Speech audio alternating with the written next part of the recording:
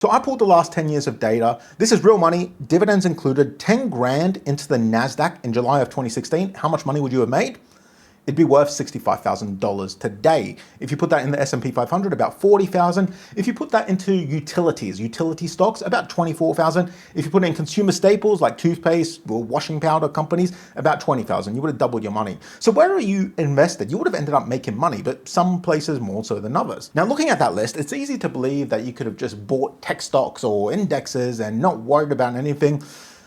That's not exactly true though, because let me show you the 10 years before that, July 2006 through to July 2016. So we're doing the same maths, dividends included. Your 10 grand in the S&P 500 becomes about 20,000. You would have doubled your money. Fine, nothing wrong with that. That's great, really. But the boring stuff ended up beating it in that period. Staple stocks turned the same 10 grand into nearly 30,000. Utilities did 23,000, barely above it, but above it. So in this period, the toothpaste and washing powder companies beat the entire American stock market over that 10 years. And if you go back one decade further, or 2000 to 2010, the numbers changed completely again. Same $10,000, the S&P went backwards. You would have finished with about 9,550. You would have lost money over 10 years. 10 years to lose money is not great. And after inflation, you probably would have lost a fair bit more than that. Staples turned that 10 grand into 16,200 in the same period. Utilities did 15,700. And the NASDAQ, the one that won the last 10 years, if you put 10,000 in the NASDAQ in the year 2000, by 2010, you'd have $4,600.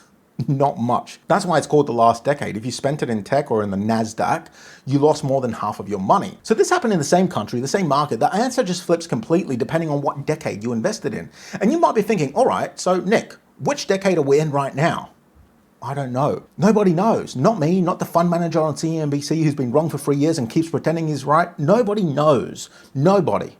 Right? Anyone telling you which decade 2026 to 2036 will be is guessing with confidence, and they're not going to be right. My mentor Gary put it better than I ever have.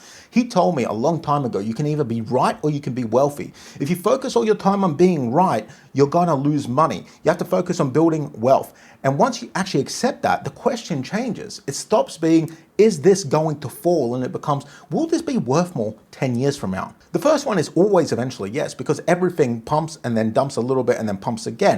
But the second one is the only one that you can actually build a plan around. Quick thing before you go, I've written a free guide called How to Retire Before 2036. It's a full 10-year plan for anyone starting late. Get out of debt, invest properly, retire on time. Free download, link in the description.